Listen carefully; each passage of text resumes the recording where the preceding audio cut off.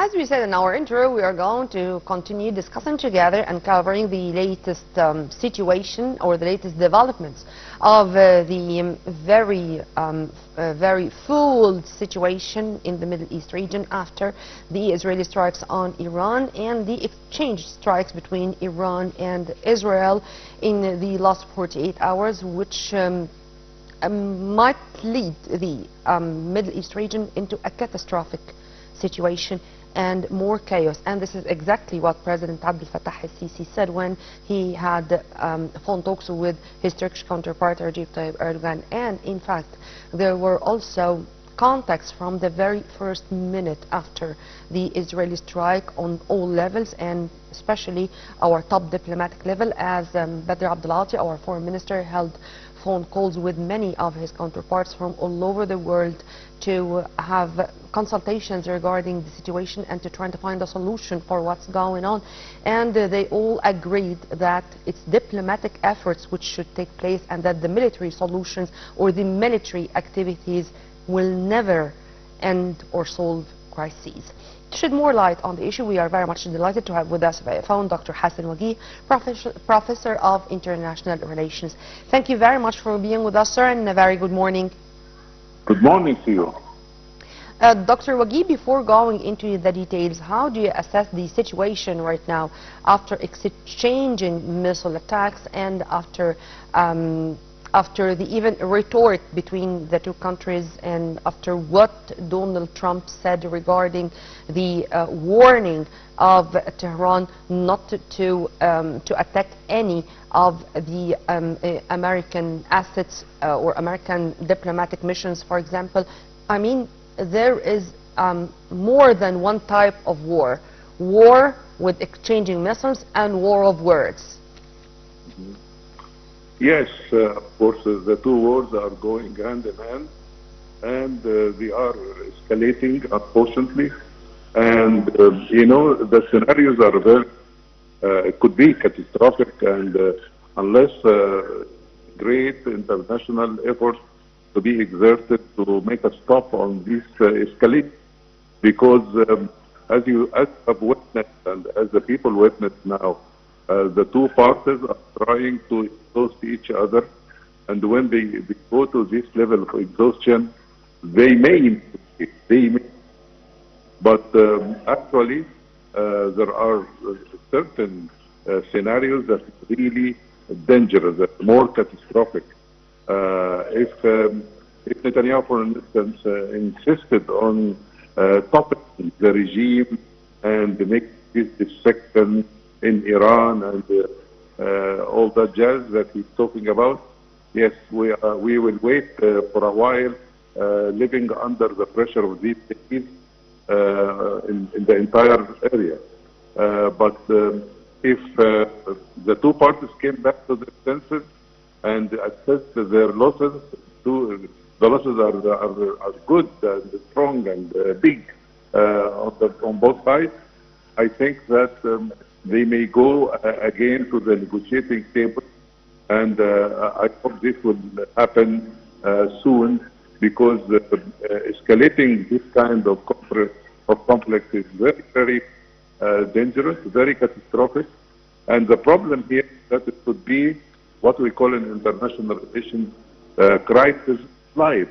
The crisis, the existing crisis, could slide into much wider conflict in the area. I describe this, in my humble opinion, as the domino effect. Is it really the domino effect? Yes, of course. You know, two types of domino effect. Yeah. You have conscious domino effect. You do things so as other parties could be involved, or unconscious domino. And this simultaneously done, unconsciously done. So this is the most dangerous thing in the whole thing. Sir, I'm going to give you some options here, because there is a very big question with 3 letters only. Why? And to add other 3 words, why now? Some analysts are saying that Netanyahu is saving himself because he wanted the attention of the world to be directed to another battle, to another war, and to leave Gaza with what he really wants to do with Gaza, despite all the international community's anger with using starvation as a weapon, with targeting civilians, with using even food distribution centers as a place to attract women and children and then to kill them. This is something. And the other option is to say that with the announcement that the Mossad received some data that Iran is about to reach a very dangerous level of enriching uranium, so it's going to possess a nuclear weapon. So no, this is not going to happen, because it's only Israel which is permitted to have a nuclear weapon. So it's now or never. And with declaring the Mossad issues, the reports, this is, as I said before, rhetoric-wise, or with their discourse, it's really saying that this case is different. Would you please, sir? I'd like you to elaborate on that. Oh, yes. As you have written in the first scenario, which is the scenario that Netanyahu wants to escalate for his own personal interest, and he wanted also to get the United States into, if there are some disagreements, very clear between America and Israel, certain issues, of course. He wants to cancel out these differences, and he wants to get America into the trap of this wider conflict he's having in mind. And according to this scenario, Trump wants exhaustion of Iran. He gets them to the negotiating table, while Netanyahu doesn't want exhaustion. He wants annihilation. He wants toppling of the regime and the going to the very end. So there is a difference here that comes to the first scenario. The second scenario, of course, the double standard regarding nuclear power. The nuclear power should be eliminated from all parties. No one party should have the upper hand and having this terrible thing, and the other parties are prevented from even Iran declared that they want it for peaceful purposes. So how could this happen for peaceful purposes only? It should be by a deal, and rather than by annihilating, destruction, and going into a risk of getting unbelievable turmoil, a very important area for the entire world. So I think that it's playing with fire here.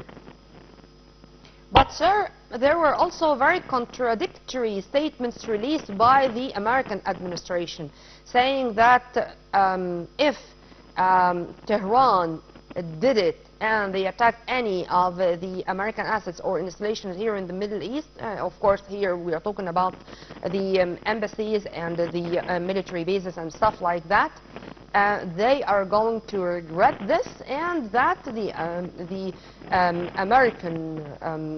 American forces are going to use the maximum force in an unprecedented manner. At the time that American President Donald Trump said that there is still a room for returning back to the negotiating table and returning back to the talks with Omani mediation. Which is which? Or this is only to say that I've given them the chance, but they are the ones who refused. Hello? Hello, excuse me. Yes, your question again, please. Sir, I said that there are contradictory statements released by the American administration. I mean, they warned or threatened Tehran if they attacked any of the American installations, that they are going to use the maximum force and in an unprecedented manner. And in the same time, we found that American President Donald Trump said that there is still a room of returning back to the negotiating table and with Omani mediation. Which is which? Or this is only to say that I've given them the chance, but they refused? Actually, in this area, It is very difficult to predict the final end scenario. But these are two scenarios are there. And I think that the scenario could get much worse if Iranians are playing with fire when it comes to Hormuz, when it comes to your first place, in your first scenario. I think there is danger here. If Iran escalated without the due intelligence and the due calculated steps, I think there will be an intervention. You know, there is an intervention between America and Israel, of course, and the cooperation. But now they could get into the conflict in a clear way.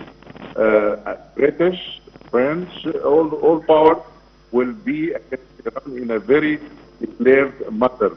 So I hope that the Iranians will not fall in that trap. That is one part. But Trump said, this is negotiating favor, even in Ukraine, in other places, that's under fire and with pressure, get back into the. So this could be less conflicting and less harmful for the area, hopefully. Sir, do you think that world leaders are really well evaluating the dangerous situation we are facing here in the Middle East? I mean, since the very first hour after the Israeli strike on Iran, you know what happened to the oil prices, soaring and jumping. And I think until the moment, the whole world is still suffering from inflation, from the chain supply issue, energy, food prices, in 3 years of Russian-Ukrainian war. And this is only one example. So, what's going to happen if there is more and more added to the catastrophic energy crises worldwide, or to the global inflation, or to the geopolitical problems like the closure of Hormuz Strait? Tell me how the international community should react to all these crises and to all these catastrophic repercussions. Actually, the international community must exert far more effort, far more deeper effort, far more serious effort. You know, they are viewing the situation with could be nice statement, beautiful statement, but no real action oriented move by the international power. You know, we have heard now. You know, and nobody is trying to attack the major problem, which is the problem which brought the whole thing into this kind of situation also. All people are tired. The entire community now is with Iran and with enriching uranium and with nuclear power, and Gaza is left. And Gaza is the root of the whole thing. And also this genocidal war is the root of the whole thing. And if this is, as the President once said, if you solve Gaza problem, all these conflicts could be terminated, or could be at least be personal until the end. But when you leave the Gaza situation as it is and going into other conflicts, this is the strategy of Netanyahu, unfortunately, and he's doing a very self-defeating strategy when it comes to himself and to history and to the world. And I think that there should be much more stronger international intervention. And you have seen that mediation is not successful. President Putin tried, France tried, but the trials are not supported enough. Maybe, I don't know what's happening, but there is no real strong action on the ground to bring the whole thing into a stop. And I hope that the United States and the Trump would intervene, because this would go out of proportion for him and for everyone, and everyone in the area. Let's hope that this is going to have an end in the very near future, because simply living in peace is a blessing, and we need to taste this blessing all over the planet. Well, Right. sir, thank you very much for your input. You are most welcome. Hope that we will enjoy peace, all of us. Have a very good day, sir. We were very You much too. delighted to have with us via phone Dr. Hassan Wageeh, Professor of International Relations. Right after the short break, we are going to return back with more, so stay tuned.